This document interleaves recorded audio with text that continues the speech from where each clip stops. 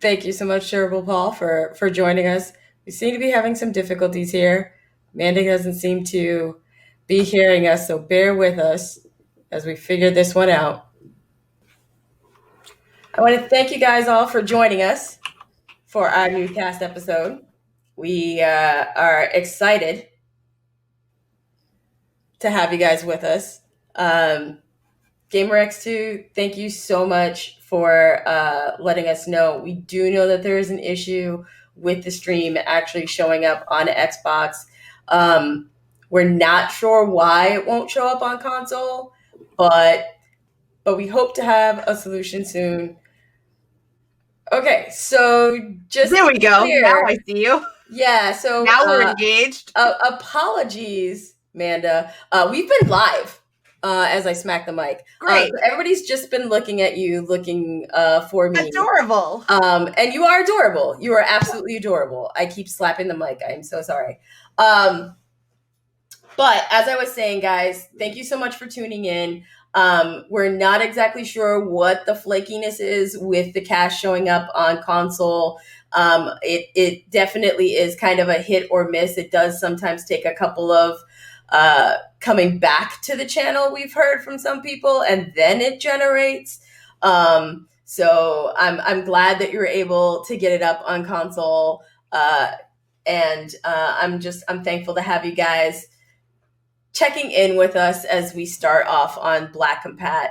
We have a lot of really good things to cover today. This is actually our first regular normal tribunal episode. As we mentioned before, we're going to be talking about diversity, inclusion, representation across entertainment, including games, but movies, board games, you name it, all of the different spaces. We're going to have some guests join us as we get further along and we figure out all of our tech, from different walks and talks to share their experiences with you, and hopefully to drive some really interesting conversation around what entertainment really can be for so many people, what we get out of it, hopefully to hear from you what you guys get out of it, and what we want to see as we move forward in all of these mediums, the kinds of stories we want to see, the ways we want to see ourselves reflected in the mediums as well. And so there's a lot to come, and it's going to be great. And we're going to get into our topic today, which we're going to be talking about character creation in video games. But before we can do that, Unfortunately, before we can get to the fun stuff, there's clearly something we kind of need to get in front of. Yep, and there's no other way around it. So last week, as you know, we started off talking about what's happening in the world and what's going on right now and how it is affecting us, and sharing a little bit of some of our stories and experiences that we've had experiencing racism and the systemic racism that so many people have to face. And we come to you today on the heels of yet another killing. Like, didn't we just talk about this, guys? And in so honesty, we have to talk about Rayshard Brooks and what's going on in Georgia, and it's we don't have all the facts, but we do have a chunk of facts. Okay, and to start off with, I do want to say that when you, I want to choose my words here very carefully because it's very important. When you have a situation where police are called in and you have a situation where a weapon is used that is a non-lethal weapon in the state.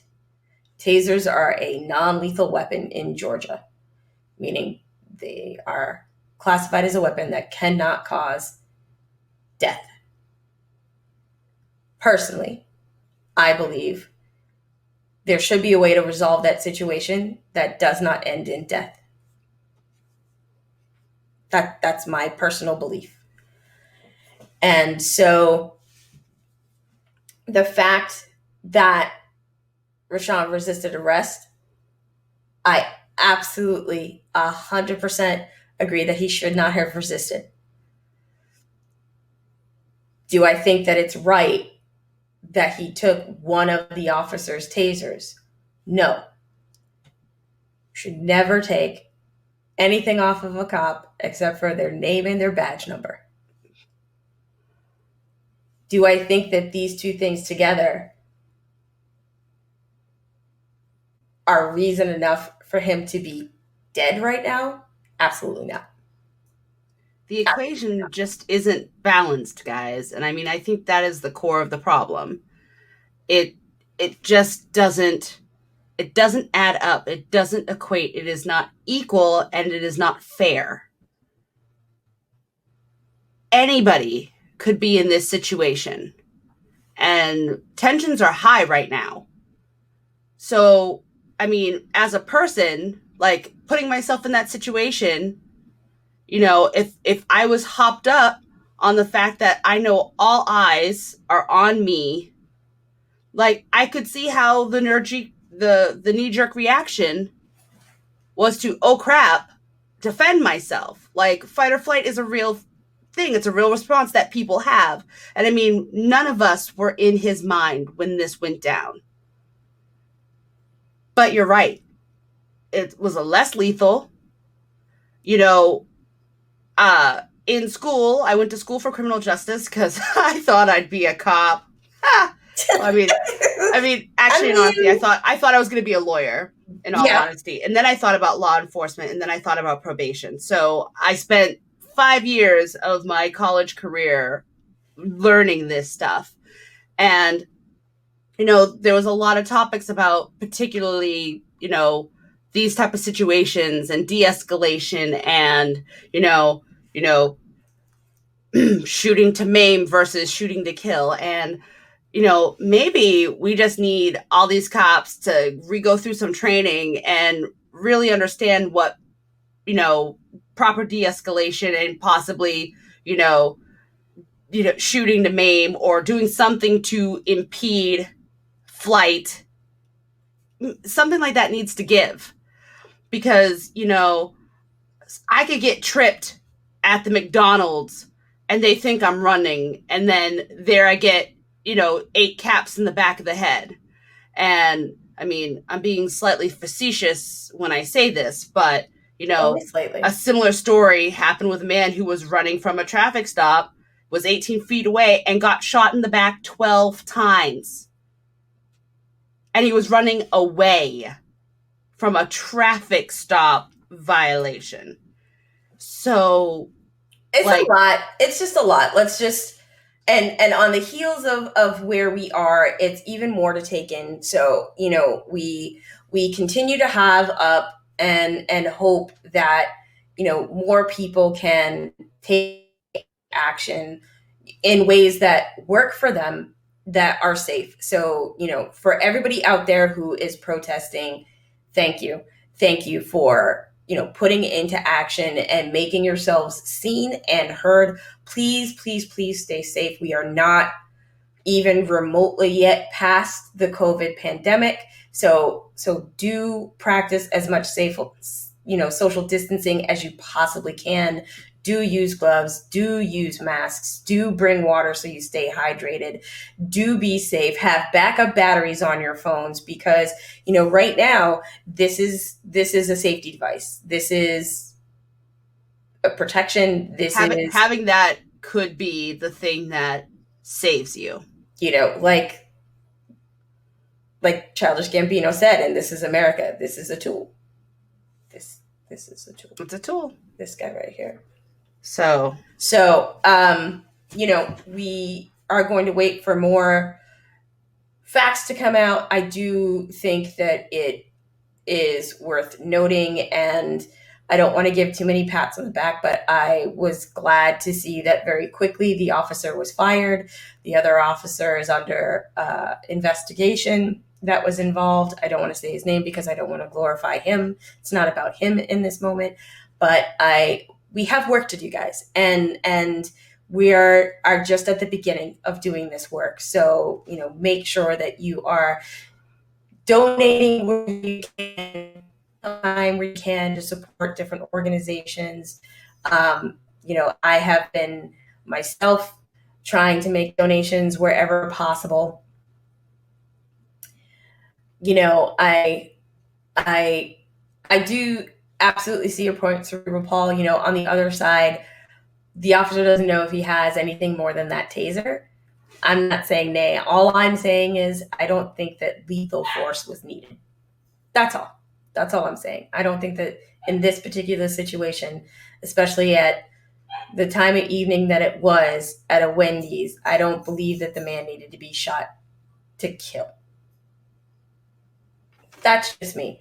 But I think that, there's much more that we have to see. And from some of the video that I've seen, it does look at one point like Rayshawn is turning towards the officer, but at the point that he's shot, he's turning away. So he's still fleeing and moving away from the officer and is not pointed at the officer. So I think that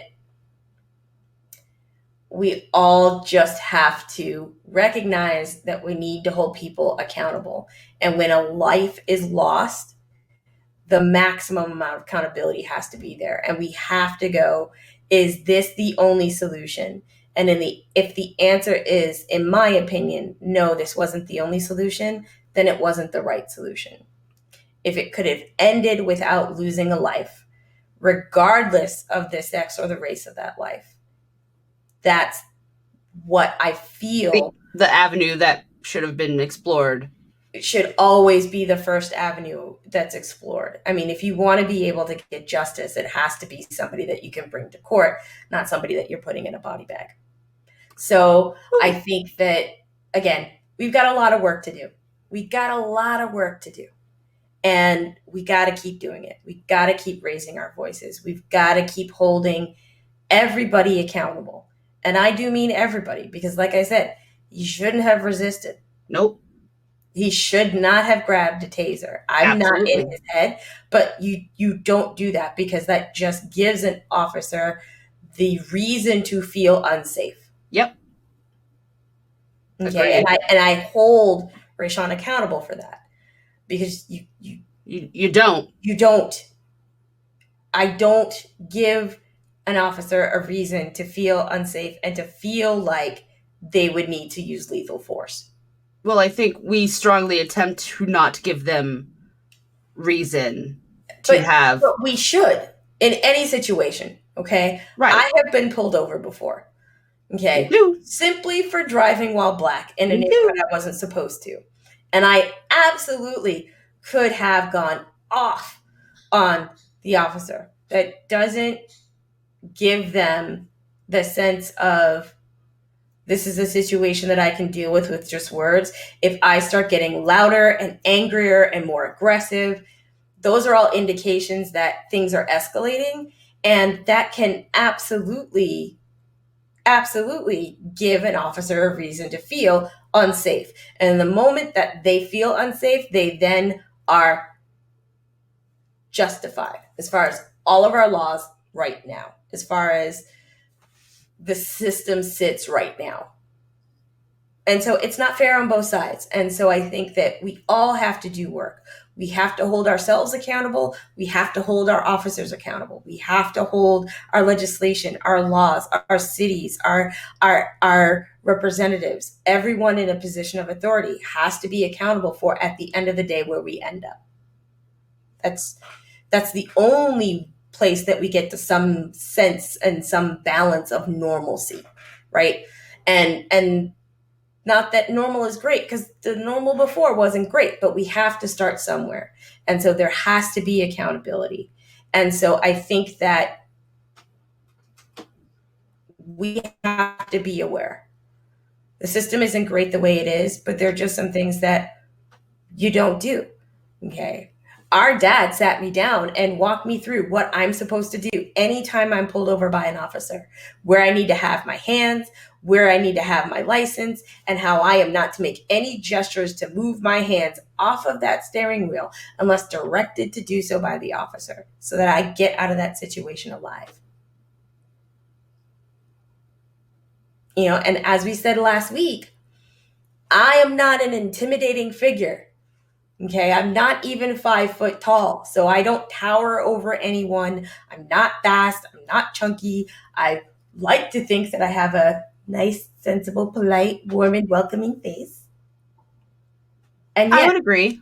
and yet, I still have that ingrained in me. So every time that I am pulled over, like when I leave work, my wallet comes out of my backpack and it is within reaching distance, like literally this motion for me to be able to get to my license so I can put it on my dash and have my hands at 10 and 2. And they stay right there. I make no motions to look down, to go down and grab anything. None of that. And that was ingrained in me before I even had my driver's permit by our dad.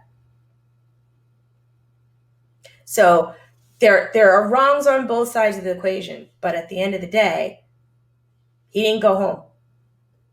We need to start solving for X, but we got to figure out what Y is, because that's going to be the problem. Whole alphabet and how it all comes together. And that's all we're going to say on that, because man, that can be a whole episode by itself, and especially because we gotta dovetail into on the same subject, Dave Chappelle and his 846. If you have not watched it, strongly recommend that you do. Yeah, strongly recommend it. High recommend. And I just want to say, Cerebral Paul, I think I don't know a Black parent in this country that hasn't had to have the cop talk with their kid, as well as a few other talks on what to expect out of the world and how you're going to be treated, right? And so, I think that it's both good and bad. I think that it's good in that parents are aware that they have to have these conversations and that they have to have them more than once, and they have to have them starting at a very young age to prepare people, their kids, us, for what the world is going to be. It's sad that we have to have those conversations, but they happen in a lot of communities. And I think that if we're honest about the conversations that we're having to have, that's a good foundation for where we need to start to change things, to make things different. When you identify what the problem is, then you can start working on how do I solve for it. I think. Absolutely. And that's why I say so many communities have it. I think, and the fact that we have to, in so many different communities, have them, that's a foundation for where to start. I think that would just show solidarity if equal conversations were being had on all fronts about this is how things have been happening. This is what you need to be aware of, so that down the line, the next generation's coming through and go, okay, so this is what my mother went through, and now I'm a older, more sensible teen, young adult, full adult. What can we continue to perpetuate to dissolve this racial crud, this gunk that we have in our society? I mean, it's bigger than just racial crud, right? Right. There's a lot of isms. There's classism, racism, colorism, right? Isms everywhere. But I think, Cerebral Paul brings up a good point, because so many people need to have this conversation of, how you stay alive through an interaction with the police, right? Right. Because bad cops happen to white people, to Asian people, to indigenous people. And so, one of the things that I think would be great, and I was talking with, a couple of my friends this week, is, one of the things that I have always felt like I never understood why I existed or what they really did besides run bake sales were PTA associations. How great would it be if in some of those PTA meetings, parents just had conversations among themselves around the conversations that they're having with their kids on being out in the world. And, because it starts and it does take a village. But how great would that be if, in some of those meetings, that those were the things that were talked about, not necessarily, how we were going to raise money for this or raise money for that. Those are important and they should happen. But like, in the space that we're in right now, how great would it be in those meetings to also, talk with the hopefully diverse group of parents in the school organization about, what's happening in the community and how it's affecting my home. And hopefully people being vulnerable enough to be like, I don't know how to talk to my kid about this, or I don't know how to talk to my kid about that. What if, just as an example like that, this one feels like it's a small thing, but man, how great would it be if PTA started to become, a place where parents were talking to other parents about, okay, there was an bullying issue in our school and this is what happened, but like, how do we talk to our kids about this? How do we make sure that our kids aren't doing these things to other kids? We need to define what's acceptable and what's not, and have those conversations among themselves to then be able to guide their kids. I feel like that's, at the grassroots level, that's a great place to start.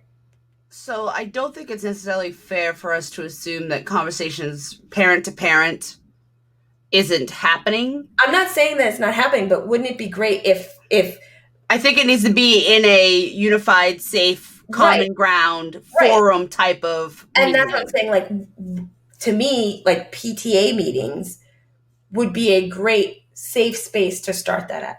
I agree. Right? Rather than building something completely new. I mean, I don't even necessarily think it's built. I'm just saying that I think parent to parent, like I think parents talk, but I think it's a horrible game of telephone though. Like I think parent A is talking to parent F and they're not talking to the parents in between that. So like these private conversations are happening because of the level of security that they may feel being able to talk to other similar minded parents. I think you just got to get them all together and it's kind of like an icebreaker. You got to make people uncomfortable for like a minute. Make it like a Catalina wine mixer thing at the end, Catalina wine mixer. Catalina wine mixer. So we got off on a tangent, which is something it's something we're famous for.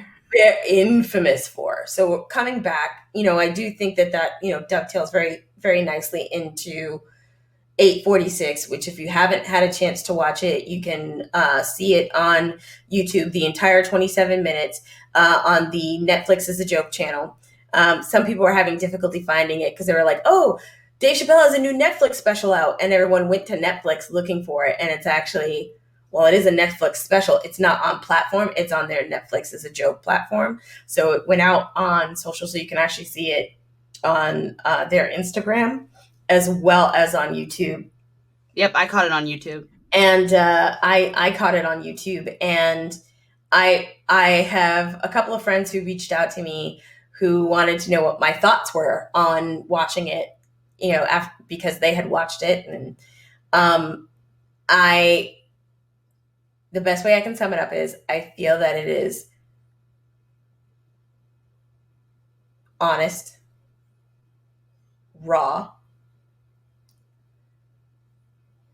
and important to hear right now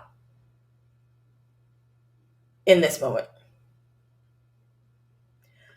Thanks for the stickers and the sparks.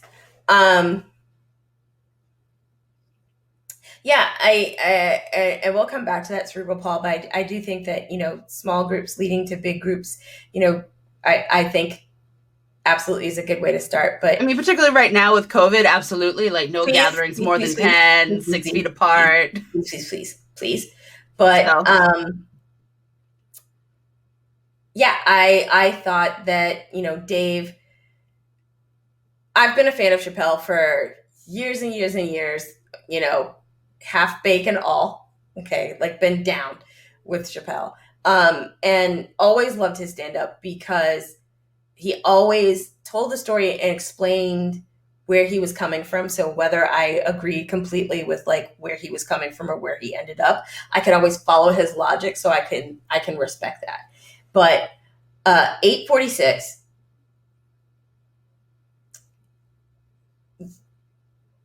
you need to watch it. And I've I've been sharing it in my social streams, and I've been sharing it with some acquaintances that I have that I feel very much live in echo chambers, and like outside of me and maybe one other person is the sum total of any other people that they know. And Oh, you too? you know,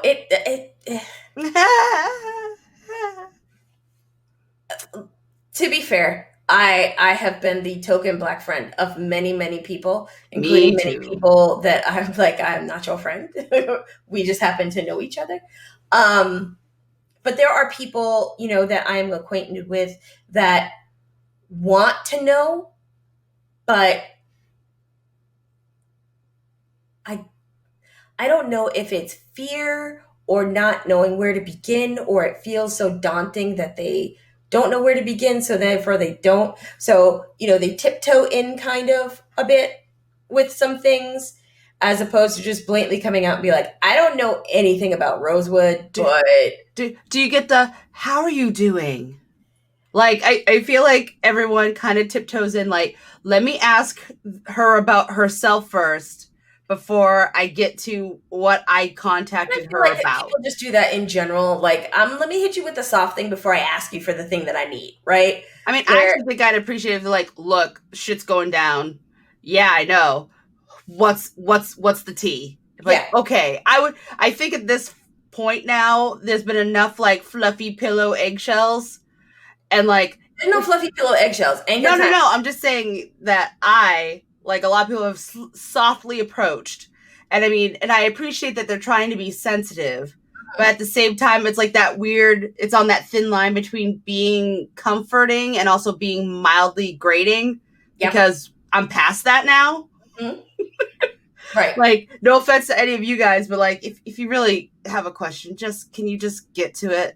Because I know it's coming, Right. right? Like, I'm out. The ball is coming straight at my face. Let me get my mitt ready. Right. Like, And that's the important thing, right? That's how you get anywhere. Is you don't I don't want anyone to feel like they need to tiptoe around me, especially because at this point I am just so emotionally drained and physically drained because of all things that are going on. I would rather us just start off with this is the question that I have. If this isn't a place that you can go, cool, but this is what I want to know. Like, let's just be upfront. You don't have to tiptoe. So, and while I don't want to come off as being like brash or anything like that, the fact of the matter is how are you doing? No, how are you navigating? And that stuff that is nice, because it does make me feel like people care. But to the same point, I am so beyond that. So let's just get to the thing that you want to talk about, or you want to ask me, or you want to know about. And even at that, it's still not my space and or my place to like be your only source of education. But I do appreciate you trusting me enough to be the place where I start to point me in the right direction and make sure that I'm not going into an echo chamber or being pointed in the wrong direction or focusing on things that maybe aren't important to focus on in the moment, right? And I think that that's really where I'm coming from. But I am at this point like stopping people in their tracks. I'm like, I'm cool. How can I help you? Like, I just get right to it because I know I can know based off of how conversation is starting, either in email or in text, that there's something you want to get to, and that's fine. Like I said, I had a couple of acquaintances that wanted to know if I'd seen it and what I thought, and I was just honest. I was like, I think that it's honest, I think that it's raw, and I think that it's important. Have you watched it? And typically, like right after I asked that question, it's just like they had the paragraph copy and pasted. yep, they were ready. Because it's just like this whole book. It's like, guys, I haven't even drank my coffee yet. Damn. Sometimes, like 2 times, I hadn't had my coffee yet. But it was, for me, refreshing because there were a lot of, I could tell, honest, seeking of understanding. And for many people that watched it, alignment, that were asking me about it, which is great, understanding like, the way that Dave broke it down was a way that they could absorb. And I think that that's really important for everybody to remember is what can seem so obvious to you is not necessarily obvious or received in the same way as someone else. So, part of me is just like all the things that are happening and the things that people are talking about right now, both at the policy level and just the humanity level. Like these are things that have, for me, obviously been visible for a long time. But I also have had my ear and my finger and been involved in many different communities. So what I see and how I absorb it is very different than the way that you, Manda, see things and absorb them. So I can't necessarily hold everybody to my standard, but there is kind of a, for me, I feel like a base standard level of, as a human being, you have value. As a human being, you are important. And even if it's not directly important to me, you're important to somebody. So we all kind of have to have this as the social contract of understanding that everybody means something to somebody else. And that has to be of value to me. And you, and all the folks out there, right? So, and I think that that's really what Dave gets to at the heart of his special. So if you haven't had a chance to check it out, please do. And, hit us up on our social and let us know what you're thinking. We're BlackCompat everywhere, Facebook, Instagram, and Twitter. So hit us up. Like, I watched it. Blah, blah, blah, blah, blah. We can have a big old conversation about it. It'll be pretty cool. We'll probably put it up on the website later this week as well. So if you want to comment there, you can. But let's get to the topic at hand. Let's lighten the load just a little bit today. And get to an actual tribunal topic. And this is one that, we're probably going to touch on this more than once. So it's not a one-off. We have some things that are definitely going to be one-off, but this one we're probably going to come back to because it ever evolves. But what we wanted to talk to you guys about, and with you guys about today, is representation specifically through the lens of character creation in video games. And this is a topic that absolutely, like when we were talking about, okay, so what should we come out of the gate with and what do we want to talk about? This is one that came up because it's one of the places where you get to play yourself. In a way, you can recreate a character that is a reflection of you, whether that's a fantasy version of yourself or a hero version of yourself or an actual version of yourself, where in a lot of games for a long time, before MMORPGs, because there was a time before MMORPGs, guys. I know. Okay. I have to. Thank you for reminding me. I have to remind you young ones that there was a time before time where there were no MMORPGs. And you just got to play as default character 1 or default character 2. And they were sprites. And they went like this. And they went like this. And that was pretty much it. And it was dope, though, because sometimes you got to be the blue one. I know, right? Right? What? Right? What? Like, I wish I had the Pikachu. What? Face? But I think when I think of character creation, for me, it was like the mark of where the first time for me, games really felt like they transcended a level, right? Because it was so new. Now I could make a character that was my own. Like it was from the tools built into the game, but I could now decide what their hair looked like and what their clothes looked like. And then the magical thing happened where I got to choose like if they were light or they were dark. And that was mind blowing to me. Like, Manda, do you remember the first time you got to use a character creator in a game? So, unfortunately for me, my first experience really came from like I'm a really shitty gamer, guys. Like I'm 35. I'm gonna be real with you, okay? Like, yeah, I played SNES, I played Sega, like, sure. But, like, my first real experience with character creation came way after the boom. And kind of had myself a WoW addiction for a couple of years. And WoW, World of Warcraft, was my first experience with character creation at all. And I didn't jump into, like, putting me in games until way later. Okay. So, I mean, I was very much like, ooh, I can be an elf, or I could be, and I mean, and the thing about WoW was there's obviously classes in the Alliance side where you can be human. Mm-hmm. And, but back in 2006, I was not about that. Like, I did not gravitate towards playing a human in a very fantasy driven game narrative. I was like, ooh, I wants to be an elf, and I want to be a blue elf, and I want purple hair, and I want to heal people because I'm nice, and I don't want to hit things unless I have to. Granted, that game is mostly hitting until you're powerful enough to do the heals. Okay. So WoW was my first experience with character creation, and then obviously I got more when I jumped into Diablo for a little bit, and I played through all the Diablos, and then I came across The Sims.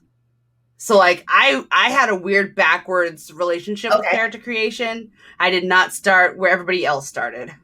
So I don't know if it's where everybody else started, but definitely for me, when I was thinking about it, and I was like going back through and searching the net and like searching for a lot of the games that I was playing when I was growing up, like in the late 80s and early 90s, and I was looking through it, and I was like, actually, like, the first time that I can remember creating a character was playing The Sims. The original Sims. Now, I'm currently playing Sims 4. So am I. So the most of what I'm going to talk about is going to be my experience in Sims 4, which I do think is probably just the biggest amount of character creation in a Sims game that I have experienced. And I have to say that like, if I'm doing a list of like the good, the meh, and the ugly, I would definitely put The Sims like really high up there, because The Sims, all of the games that I played in the franchise, and I played Sims 3, a bunch of the expansions. I played the mobile one for like a minute, and then Sims 4. What I like about the character creation is I do really feel like I can create myself if I want to create myself in the game. You know what I mean? And so by that, I mean, like, if I want to create a short and chunky character, I can create a short and chunky character. Well, actually, I'm going to stop you right there, because you can't mess around with height, really, in 4. That's my one big gripe with Sims, is that, you could be thick, you could be a Coke bottle, you could be a lot of shades. They're actually really, really good about even being, inclusive LGBT. Like, you could choose what bathroom your sim can go into. You could decide whether or not your heteronormative female or male sim uses the bathroom the other way. Like, they've become very aware, which is so refreshing in Sims.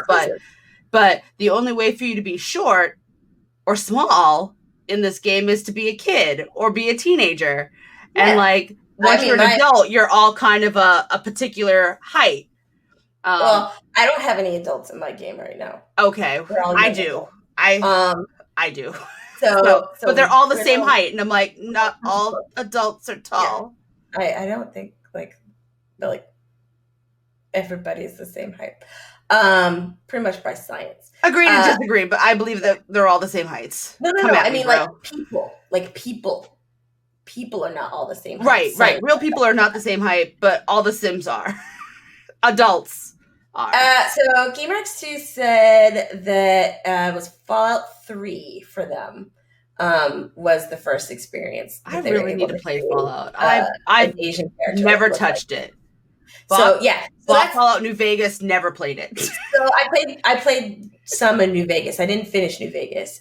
And that's just because like Fallout for me, it's like kind of hit or miss on like whether I'm attracted to it or not to begin with. Like I thought it was going to be all over. I think it was 3 was the Fallout that was played in Boston.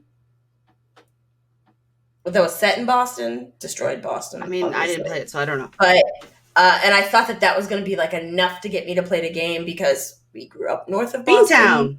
You know. But it just, as I started like watching the game and like figuring out like how long it was going to take, like that's not really like my type of game that I enjoy. So I'm like, meh, and I skipped it. Just like I didn't play 4, and I definitely didn't play 76. Yeah, I feel like Gamer that they are very similar. So I feel like since I've played New Vegas that I've played all Fallouts. I mean, it might not be the thing, but I feel like no, get in this bunker. Don't go to the top. There's a weird clicking noise. You're dead from Rata. The end. I did play the Jesus out of Fallout Shelter on my iPad like ridiculously for like a year, and then I was like, meh. And I was done with that. King Baby Duck B3, what up, KBD?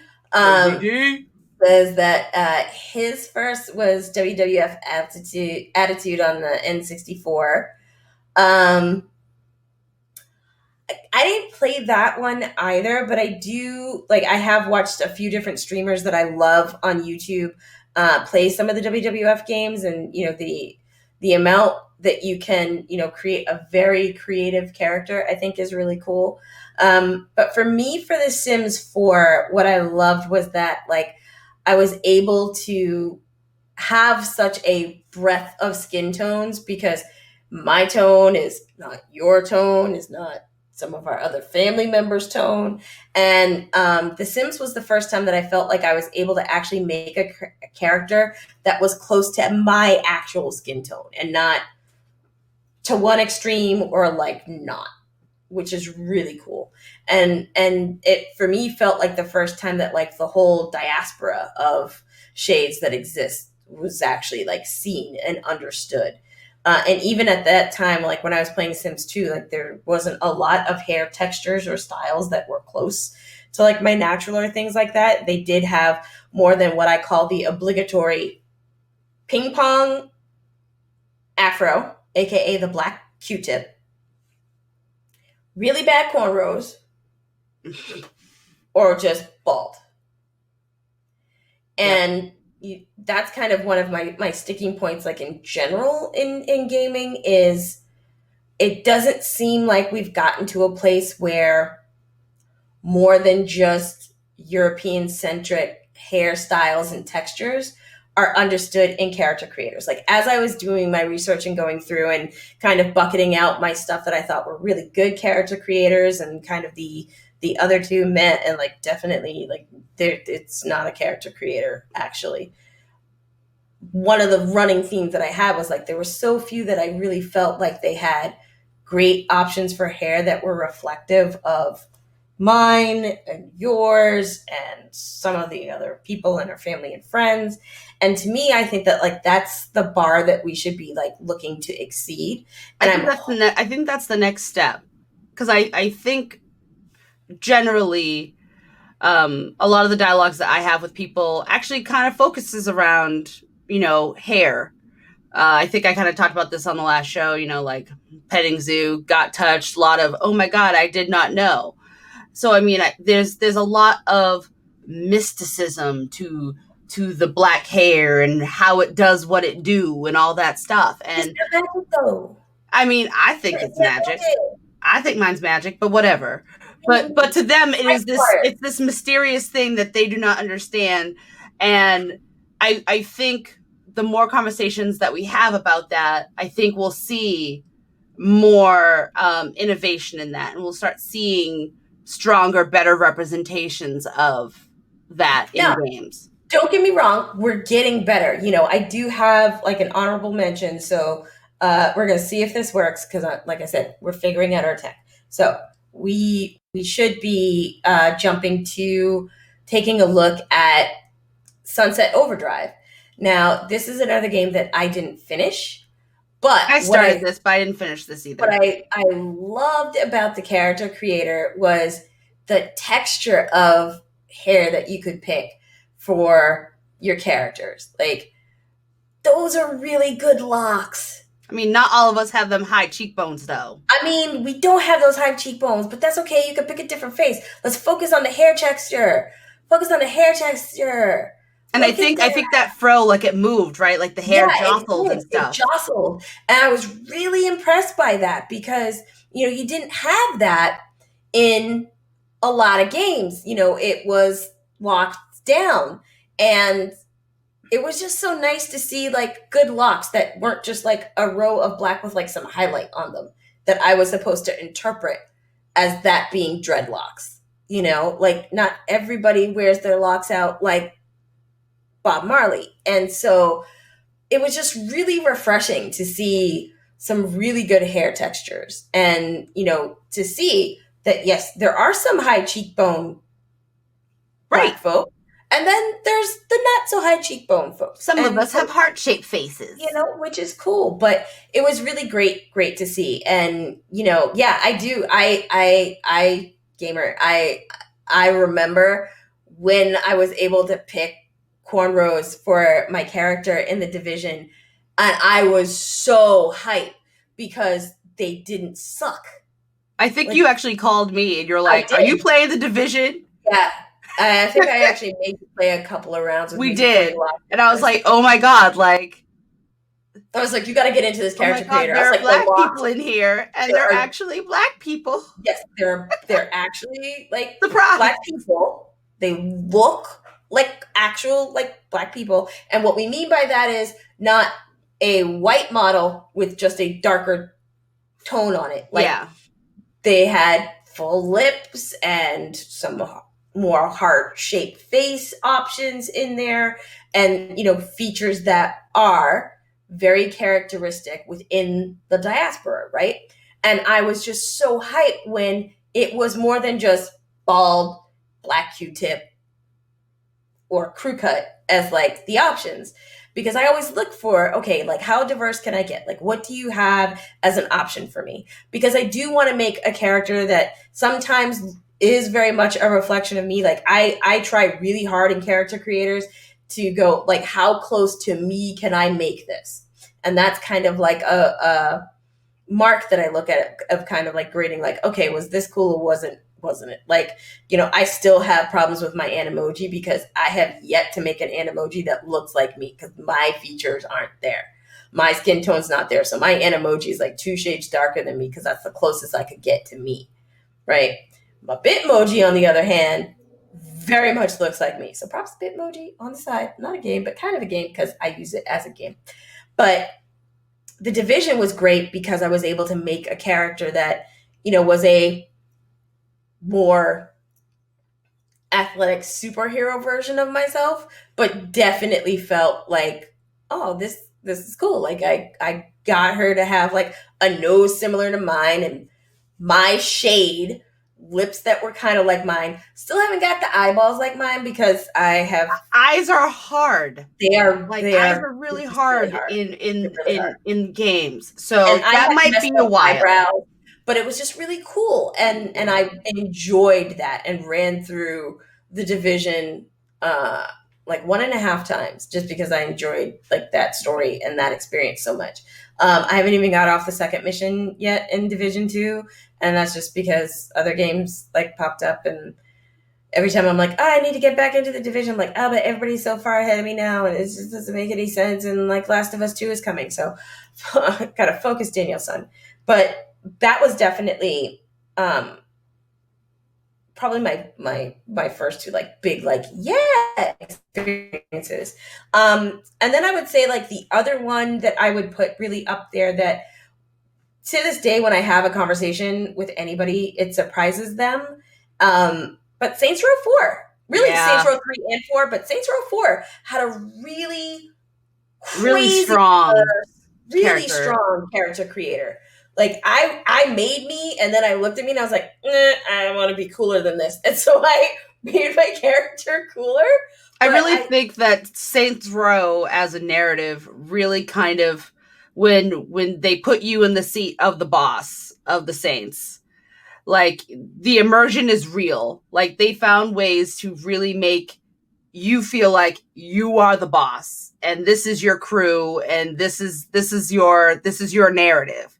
And I think that's why so many people really clamored onto it.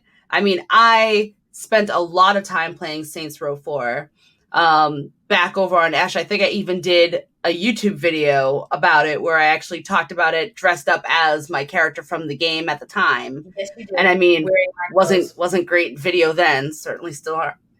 No, that was a fun video. It was okay. I was trying. I tried. It made me laugh though because you were wearing all of my clothes and accessories. Yep. I was because I did not have cool clothes then. Still kind of don't. But still, the fact that I was able to do that, and I think this kind of ties into, and I mean, this is probably another discussion we'll have here on BlackCompat, with cosplaying and Blacks in the cosplaying community. But this was the first time I was like, oh my god, I can cosplay and I can talk to this from a place of understanding and knowing, as opposed to just being an anime character who loves Sailor Moon, but God forbid I dye my hair blonde and make Odangos and talk about Darien for 50 minutes. And I mean, we're broaching that subject now in real time, but still, like, this made it easier for me to show I'm a gamer too. I like games too. Like, I can talk to this. We can have this conversation now. Like, this is great. I feel so much more me and accepted. Yay. Awesome. But I think those games all were really good at inviting everybody in. Yeah, which, when you think about what the game is about, as far as, well, at least in 4, the Saints, the leader of the Saints, you end up becoming the president of the United States, which at the time the game came out was like, that could never happen. And now I'm like, man, it could happen. It can happen. But what I loved about this is, again, here's another place where the character creator allows you to create, and replicate features that are part of the Black experience. And, I can't speak for other cultures, but I can speak for my own.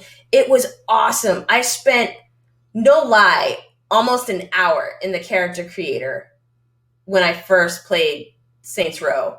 The first Saints Row 4. I think you got to be careful about that, because you can spend that much time because you're anxious and excited because, like, things are available. Yep. And that's what I mean. On the polar opposite side, you could be bashing your head in because, like, you think you're so close to getting as close to you as you're gonna get. And, like, so there's polar opposites to that. So don't be like, I spent an hour and it was great. It's like, there might be someone who spent an hour and, like, was so fed up. Yeah. And I'm sure that there are people that had that experience. Very true. Experience, it was awesome because I was able to spend so much time going in and, changing the height of my bridge of my nose and changing the depth of my brow and my chin because I am heart-shaped. So, like, to get that shape actually made, like, took me a while, but I was able to do it, and I was able to pick my shade, and I was able to, move my eyes and kind of make them all. Not all of us have those big, wide doe eyes. So some of us have almond eyes with double lids, so it always looks like our eyes are closed when they're actually not. They're open. But it was really cool to be able to spend and have the tools. I guess that's the way I'll put it. It was awesome to have the tools to spend the time to make a character look the way I wanted them to look, which was more like me. And even if it was a fetish-sized version of me, I mean, it was cool that we're still kind of battling that now. All the time. Like, there's rarely a time that I make a character that looks exactly like me. It's typically like the idealized version of me with, like, some particular characteristics. Like, I if I can, I always give a character my nose, my eyes, and my lip shape. And then, depending upon, how I'm feeling, then it's poetic liberties. Exactly. Then I get a little creative because I have issues with my height. I've always had issues with my height. Other people have had issues with my height. So it's very rare that I make my character my height. I usually make them my imagined, like, perfect height, which is 5'4". It's really If I not don't, that great for I don't, someone who is 5'4". I know. But you know what? For some of us who've never been there, I that's the whole know, bro. I that's the feel whole you. plan. You're dreaming of 5'4". I'm dreaming of 5'7". We all have our dreams. We all have our dreams. Don't poop on mine. But, I do take some, liberties with all that kind of stuff. But it was just nice to have the ability and to see it in a game like Saints Row, which, is a fun, over the top, doesn't take itself seriously type game. It gave me hope that those kinds of mechanics and tools would start appearing in other games at the same level. And And Gamer, you're absolutely right. It did get weird when your character died, and you're like, oh no, there's yeah, my end. I don't know how to feel about that. that Let's is true. Very true.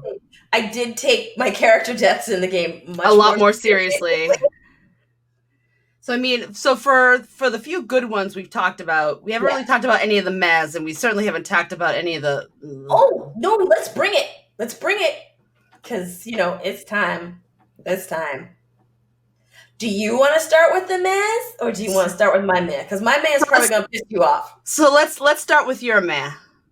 Actually, Okay, so it's going to initially feel like I don't know what I'm talking about. It doesn't make any sense. But I have to start with Bloodborne as my meh on the character creator. I told you it was going to piss you off. I'm not mad. I want to hear. I saw your face. I want to hear where you're going with this, so that when I adjust my glasses and say, actually, you can like come from I got it. Facts. Understood. So here's what I mean. I spent a good chunk of time in the character creator in Bloodborne. And Bloodborne was my first Souls game Souls game that I played. Because I didn't play Demon Souls or Dark Souls, not my stuff. But you convinced me that Bloodborne was different, and It so I should was. give it a shot. It is. And so I got it, and I tried it. And I got into the character creator, and I liked that there were a lot of different skin tones to pick from.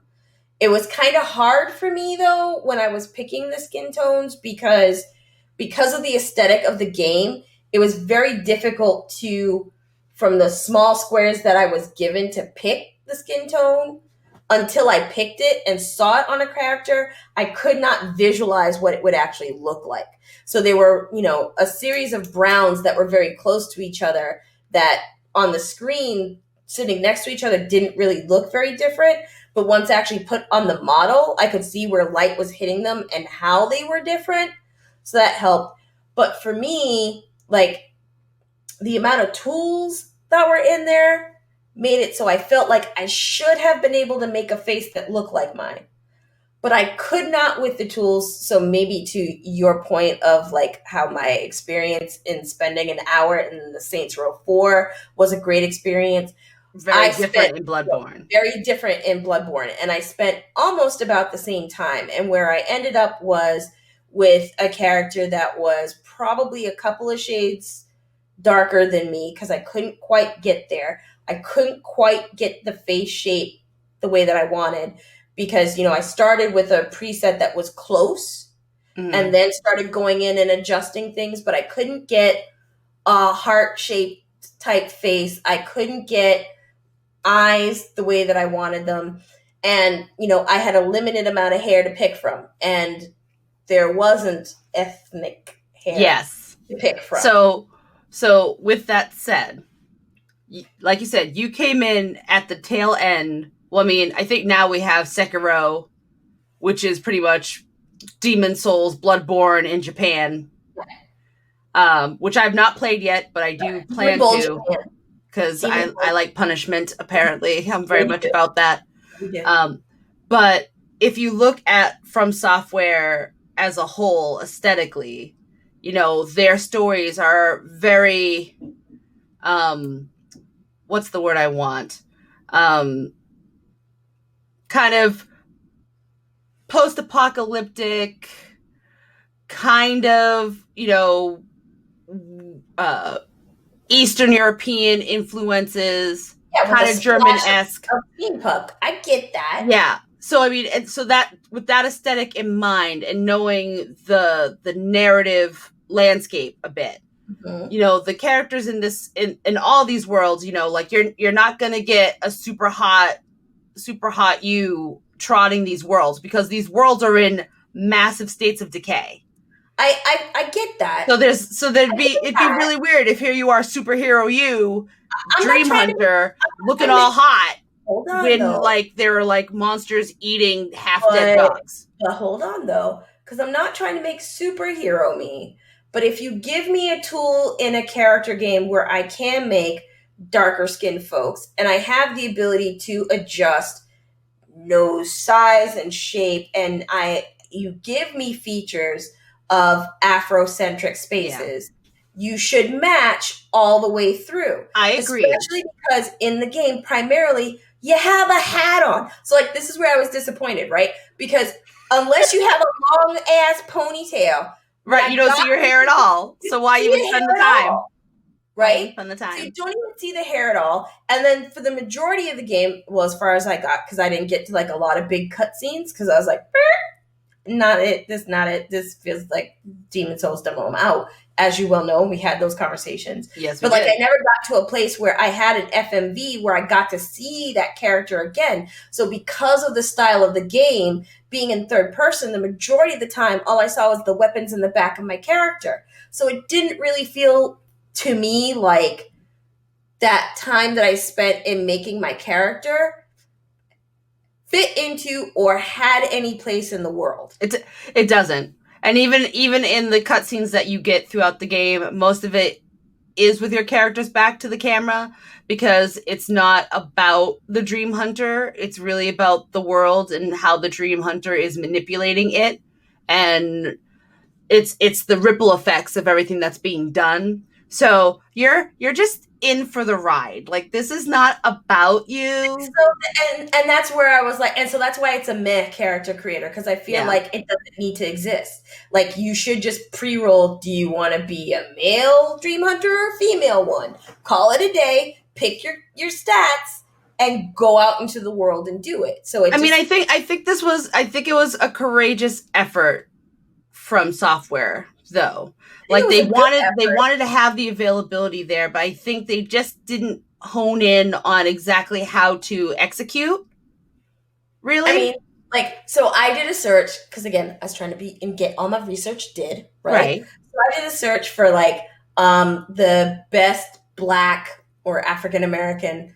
I got more search results with African American. Surprise, surprise. Characters in Bloodborne, and like this is the one that I came up with.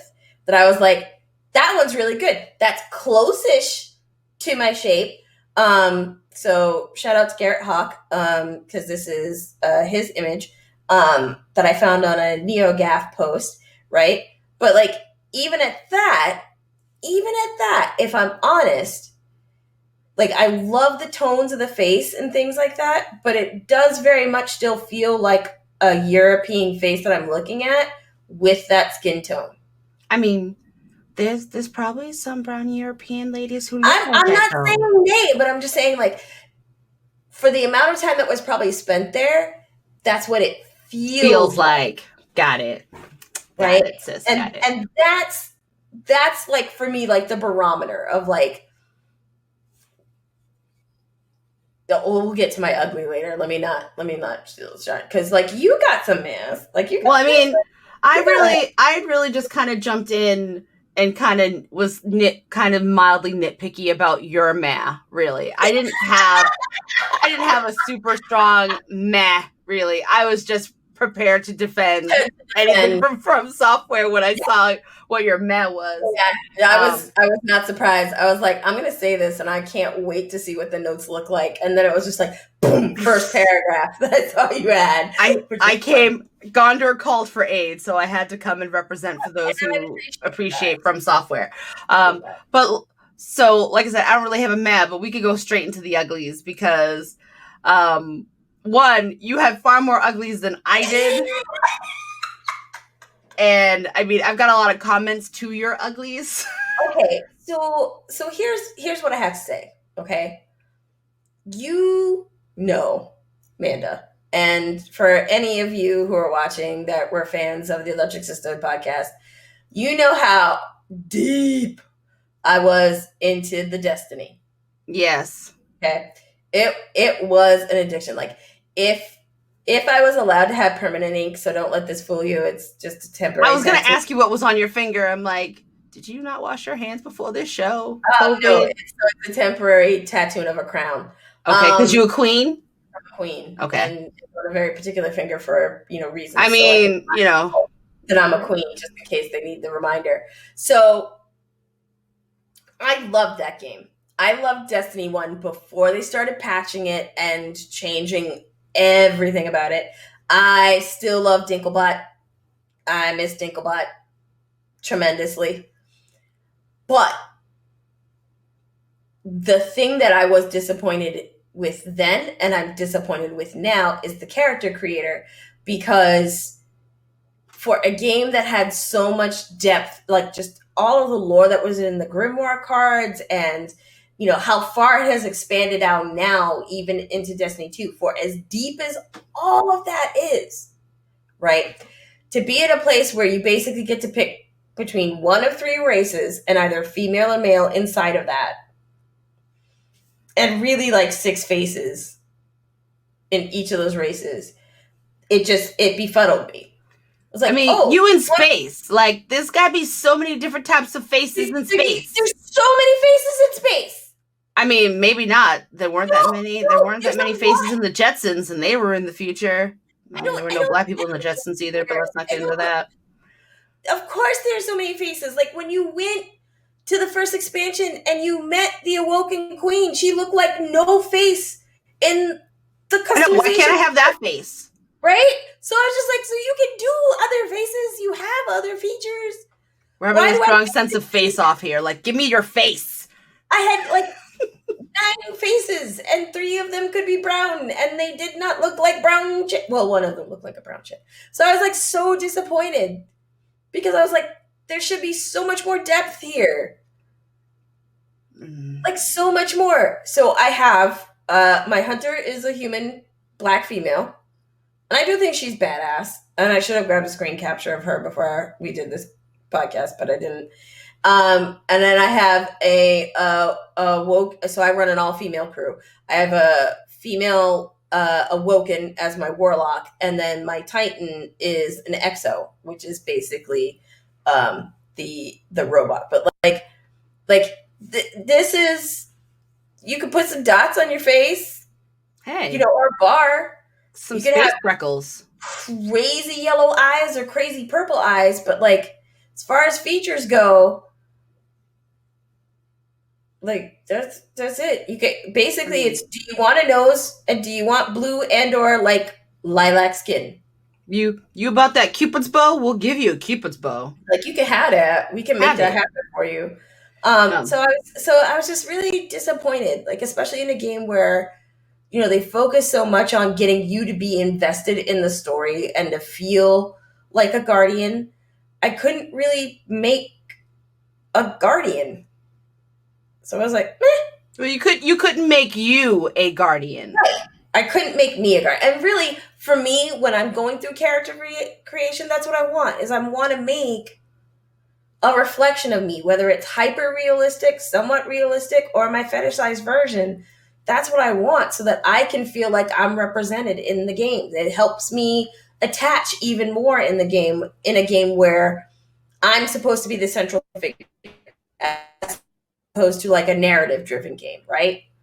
Like, I don't need to make me an Uncharted, and I'm not trying to make me an Uncharted. I ain't got the upper body strength for it. Like, Uncharted is about Nate and his journey and those characters. So in a narrative driven game, that's not something that I'm looking for. But in a game where it is supposed to be, hey, this is your story and this is you and you get to make your character, like, when you say those things to me, you should give me the tools to actually do that, so that I can feel represented in the game, and I can feel like this is my game, and I have that ownership and I have that connection to it, because that's ultimately what you want. And that's what you're trying to sell the game to me on to begin with. Like when everyone's like, you can make your own character and you can build them, and you start, creating those sizzle reels that show me that this feature and that feature. There should be more than just those two features. I agree. So how do you feel about the Soul Calibers? Because I wasn't sure where that really fell on the list, because I think I put that for me as an honorable mention because there were some really great things about it, but absolutely it didn't fully knock it out of the park for me. So here's the thing. I think Soul Calibur specifically, what was it, 4? I think it 4 or 5? I think it was 4. No, it might have been 5 and 6. I didn't play 6. I think it was 5 and 6. So in 5 and 6 in Soul Calibur, they actually had a story mode where you built your character. So like 4, they played around with it. You had like some base level things that you could do. And basically it was taking like the styles of all of the existing fighters that you could like change their color and like add some accessories. So basically you could build like emo Sophidia or whatever. But it really got flushed out in I want to say 5 and 6. So in 5 and 6, in the story mode, the character creator was much more deep, to the point where people, I remember, because I was like searching them out on DeviantArt for a couple of weeks, they were going through and actually like recreating, using that character creator, pop culture icons and like celebrities and things like that. So they could like have battles with basically like Moonwalker, Michael Jackson, that they built in their character creator versus like traditional Michael Jackson. Or somebody made a really good Ronald McDonald. I remember. I remember those. Somebody made Patrick Stewart, and I was impressed with that one. So like you could spend a ridiculous, like crazy amount of time recreating people, and the tools were really that deep to do so. So like for me, the story mode character creator in 5 and in 6, that definitely is worth an honorable mention, but it is super niche. And right. It's also one of those things where like when you're playing a fighting game, I do feel like it's not necessarily a space where like I'm trying to create me as much as I'm trying to create a character of Fancy. Right. It's a fantasy representation of you. Right. And so that's what it was built on. Like the whole thing was like, okay, pick your set move, basically is this going to be a maxi derivative, right? Or, I mean, I was very big on character creation. I think I created more characters than I actually played in Soul Calibur. Once again, replugging my horrible videos from like years ago. I think I also did a video about Soul Calibur where I showed like I think 6 of the characters that I made. Yeah, didn't you? All of them brown. I think I had a battle maid. Yeah, I was gonna say, didn't you have? Like, I think I played the battle maid the most. But I was so into it. Granted, I was never great at fighters, so I didn't play often. And when I did, I got my ass handed to me because fighters are not my strong suit. Let me tell you. But I just appreciated that I didn't have to, I could be a female Savantist derivative, make that, character female, but with that same power set, that same move set, and make her brown and, and then get my ass handed to me. But still, like I got my fantasy butt kicked, and that was my fantasy butt. And I was proud of that fantasy butt. I'm sorry I kicked your fantasy butt's ass. So there was that. I mean, like I said, I think I'm sorry I hurt you. I mean, you beat me quite a bit, but you're my older sister. That happens a lot. So you get used to it after a while. But there was a lot of good things that came out of that. I think I kind of sat on the opposite side because I knew that this was very fantasy driven, and like clearly as a fighter, like I am not in any type of peak physical fitness to be going after the Soul Calibur. Like I might have a pure soul, but like I couldn't, it would have been Soul Edge all the way. Like Soul Edge, not to fix my glasses, but it's Soul Edge. Soul Edge. I corrected. So But yeah, so that was kind of a med that I mean, an honorable mention that I really enjoyed. Like, it did a lot of good things. I just I teetered on that one a little bit. So I'm gonna go into an ugly. Yeah, go for it. Which is really funny because I really enjoy this game. Okay, so I loved playing GTA 4 and 5 specifically. And we played a lot of online together. Yes. I think in 4 more than 5. Yeah. And we talked a lot of... 5 structure just threw me, so I was like... I mean, I got into it later, but... I played a little online, and... But 4 was our shit. And I struggled a lot with the character creation in GTA Online. And I mean, and I am a fan of Rockstar. Like, their worlds are massive. You can freaking do yoga in 5. Like, there is a weird storyline where Michael masters yoga on a mountain. Okay? Like they left no stones unturned, which is great for a world. Like, they build worlds, you know, props given. But, you know, they have a certain aesthetic for the things that can exist in their worlds. And their character creation lets you know, oh no, if you're going to be in this world, you have to fit in these confines. You cannot be in a variation of all of those. Either you're this, or you're this. Like, it is... And what are those this, and thises? So, I mean, there was age. I think there was, like... I don't remember what the 3 categories were, but you could change, like, 3 different types of things, like your age, your maturity, like your saturation or whatever. But it was very limiting on how you could be presented in GTA Online. And skin tone and aging and damage. So, like, so you could have, you know, you have some wrinkles. You could have an Amos face.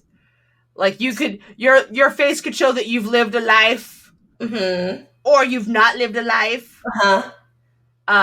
You could be an old person who hasn't had damage, a young person who hasn't had damage, but it was very limiting because of the world's aesthetic. Like, if you existed outside of that, it was like you can't come in. Right, but to your point, like, that just, it doesn't feel right when you're in story mode. Right. You have this huge world and all this opportunity. Like, you could just play hours of GTA 5 and not do any story. Right. You could go play tennis. You could be Michael and go watch your wife stoop the tennis instructor, you know, and not really do anything about it. If that's your thing, like, you could do that. So when you have, you know, a main story and a main campaign that is so filled with detail and so open, it has and the characters that are in the narrative, like in the story, like, they've got more nuance in their characters and NPCs than we as players get when we want to be a part of the world as ourselves. Like, it's like, why do your NPCs get more character and design and thought than I get to have? And I bought the game. I bought the $60 game. Why can't I be me in my really crappy apartment? Boosting really crappy cars till you get to a good neighborhood where you can get to good cars. Well, I mean, my husband worked for Rockstar at one point, so he hooked me up at one point, so I got myself, like, the really nice penthouse. Oh. It's nice. Good to know people. I'll be. I mean, that was a while ago, and I stopped playing after a while. But still, like, if you're going to give me the opportunity to be of your world, then I want to be a part of your world. So don't open the gate and say, come on in, be you, but be you in the confines in which I say you can be you. Be you if you look like these things. Right. Yeah, that's kind of where it feels off. So I want to kind of jump to, I mean, You gotta talk about Fable 3 because So Fable 3 is not necessarily an ugly for me per Mhm. se. This No, is but this I just want to hear your thoughts because I so have. this is an honorable mention for me, Mhm. really. Mhm. And I think I really enjoyed the story and narrative of Fable But we're 3. talking about character creation. I know, but it Mhm. it it centers around your hero, and we're talking now about Mhm. hero versions Yes, we are. of us. And Mhm. I spent a great deal making my hero in Fable 3. Mhm. And the thing that irked me the most about that is, I set myself up to, if Manda's going to be a hero, like, she's going to be a little bit taller. Mhm. She's not going to be super thin because, Mhm. like, I'm going to be swinging swords around and, like, using magic and stuff. Like, gotta have some meat on my bones. Mhm. Like, I'm going to be walking for a while. I don't know Yep. when I'm going to find transportation You gotta that have isn't me walking pants. from town to town. Mhm. Like, I got to have some junk in the trunk. Yep. And, Absolutely. and I have a point of contention because I think the first time I played this game, I had a really weird notion because a lot of things influence your hero through the course of the game. Yep. Like, obviously, if you save children or you eat them or you Yeah. like eat chickens Mhm. raw, like alive, Mhm. versus, like letting bad guys do things and you have the ability to stop them, but then you choose not to. Like, I liked the morality Mhm. uh, thing that they had going on in this game. And I was dead set that depending on the foods that you ate in Fable 3, they did stuff to your morality. And that also reflected on your character. So if you were super fit and you ate chicken all the time, all of a sudden you'd start getting fat. Which, I mean, okay, sure, Mhm. that's realistic enough. Look, if I'll you let it eat too go. much, you gonna put on some weight. But when you do questionable things against your morality, like, you eat baby chickens or you like sacrifice people to like a cult, uh that affects your morality and that actually ashened your skin. Mhm. So if you were very pure Mhm. and had high morality in the game, you kind of glowed Yep.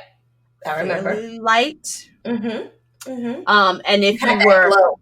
if you weren't necessarily about the straight and narrow and the above board stuff, you kind of got ashy. You got kind of contrasty. You got very dark. Matte or Yeah, dull. dull. And that bothered me a lot. Granted, I tend to play Paragon whenever I have the right to be good or bad. I usually my first playthroughs are always usually very good Yep. Paragon, and then I'll start messing stuff up for fun. Mhm.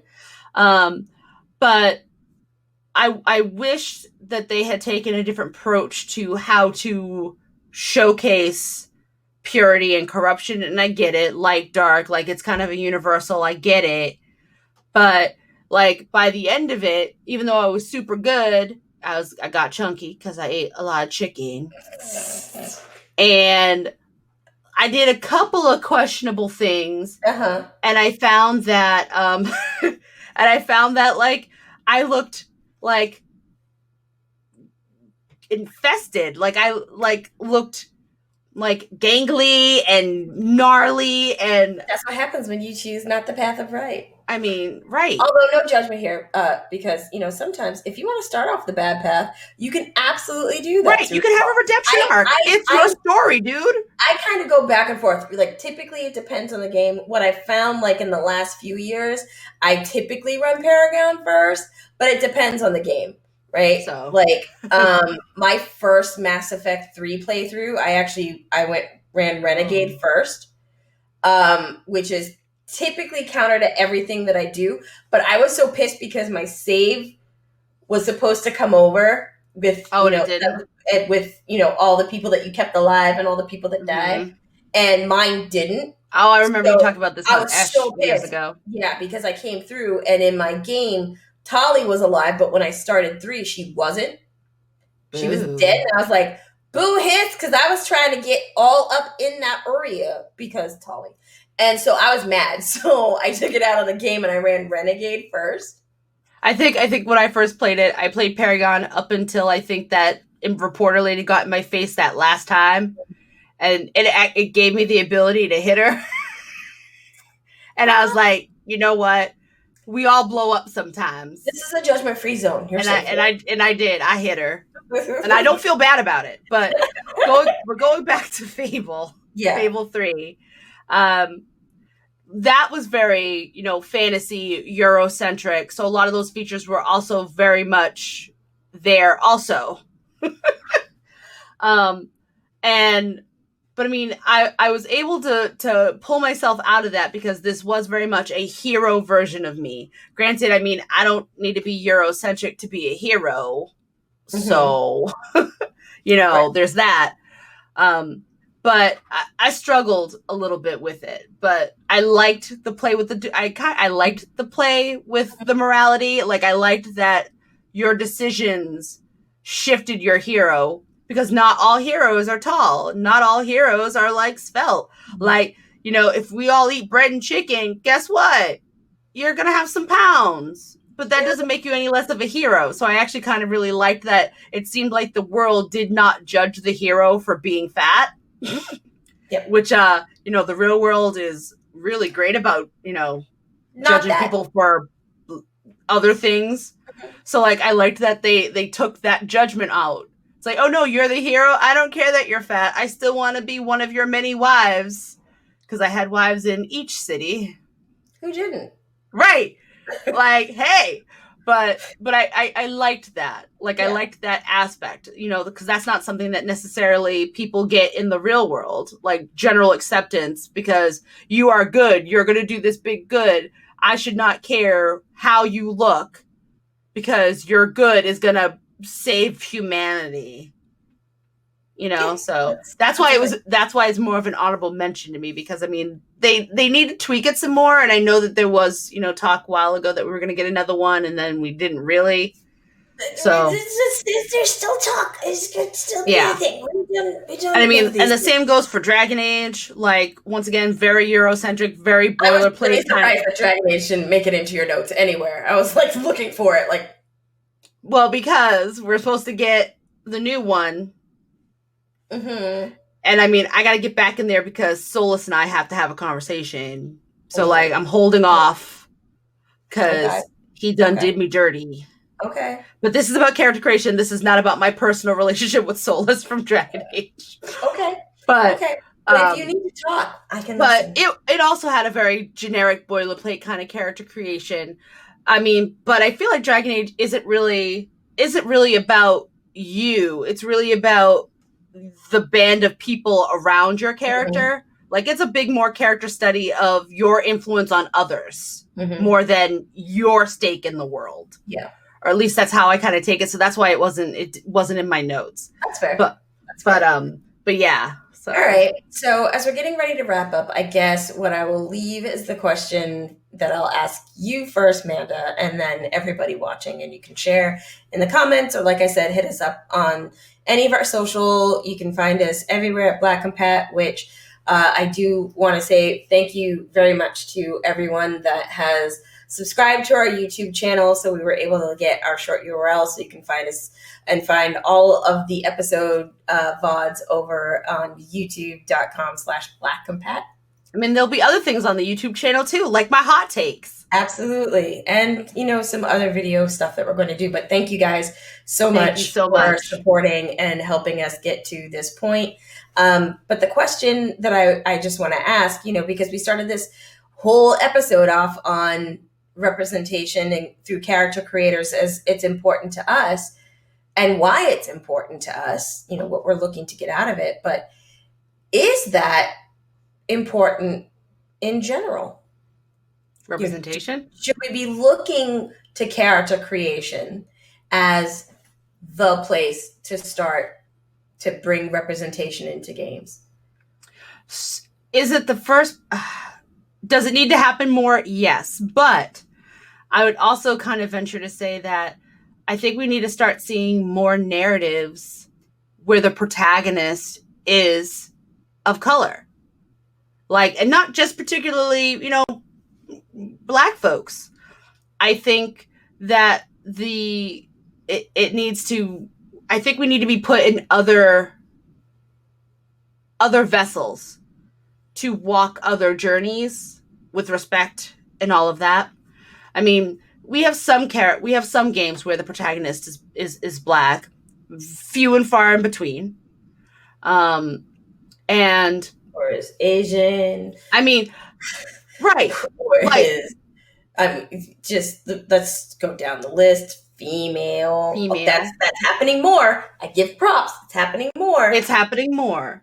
But I mean, at the same time, though, like I don't want these companies to go, you know what, like the masses are mad because there aren't any ladies, so we have this character. Let's just give them boobies and like, yep, Call it a day. right, because like that's not what we mean. Like, I understand that writers might. I mean, women are really hard to write in narratives and in all that already. Like writing women characters is hard. Well, because most authors are male and they don't live that experience. But like that's a totally different subject. But if we could hone in on that and fine tune that, then I think we'd find games that could have strong female protagonists who aren't Laura Croft, who are sad she got no parents but as rich as God. Like we don't need women Batman. Like women can be protagonists. Women can be the focal point of a journey. We just have to find a way to not completely segregate dudes who are like, I can't relate because, I'm not a lady. Like narratives, like a narrative that can happen to a woman, I feel, for the most part, can be a narrative that a man can have. Like I don't know how hard that is. I don't think it's hard, but I also haven't done it. So I'll end it on your thought, because I think that it's a really good one and it's a really good way to put it. So we've played Uncharted. Yeah. We've loved Uncharted. Yes. Okay, love Nathan Drake, right? I do. Brother's a little sketchy, but I'll Sam. What you gonna do? Sam. Scamp. But Lost Legacy, to me, proves your point. Because Lost Legacy, it's Nadine and Chloe. Heck yeah, Nadine! Right? And throughout that entire game, because I played Lost Legacy, I think twice, and then I've watched like 3 different streamers go through it again, just because I didn't have any space to put it back on my PlayStation, but I wanted to go through that experience again. And I enjoyed Lost Legacy. I enjoyed getting to know Chloe's story, the gameplay mechanics, the interaction between her and Nadine and Sam was just as good and reverberated with me just as much as every single game that I played with Nathan Drake as the lead character. So to me, it can be done. We've proven that it can be done. Okay, it just takes, in narrative games, putting the effort and the thought behind it and having diverse voices in the room to help guide for when an experience is not your own. I don't expect somebody who hasn't had my experience to be able to write it well, right, or to tell that story well without getting me involved. Right. Just like I don't think it's fair for somebody to think that I can tell their story for them well without spending time with them. It's why people, when they write, biographies of people, they do research, they sit down, they do interviews with the person so they can understand their motivations and who they are and how they think and how the story unfolded so they can tell that story. I mean, I think there are universals, like God of War. Like, you and I are both not, parents, and we're certainly not daddies. Okay? Well, I mean, I'm a daddy. I am. But but everyone can relate to, a father and a coming of age story and a passing of the torch and like communication, like all these giant themes that were in God of War, we can all relate to. Because we've been in a relationship that either there wasn't the communication or there were the misunderstandings and the air that wasn't cleared and those kinds of things. And so there are, to your point, absolutely these universal human truths, right? Right. And I think that's what I want to get at. So I leave the question to you guys. When we start off with how we want representation implemented in games, should it start with the character creator or should it start someplace else? So hit us up on our social, comment on the video, find us wherever you want to, and share your opinion. I want to thank you for joining us for the stream today. We are now going to start our normal routine. So we'll be back in 2 weeks because we're going to do this cast every other week. So we'll be sharing some other content, doing hot takes that you'll be able to find on our social and on our site. But thank you so much for tuning in. And remember, as always, it's always and, never or. Never or. I'm Ro. And I'm Amanda. Until next time. Bye, everybody.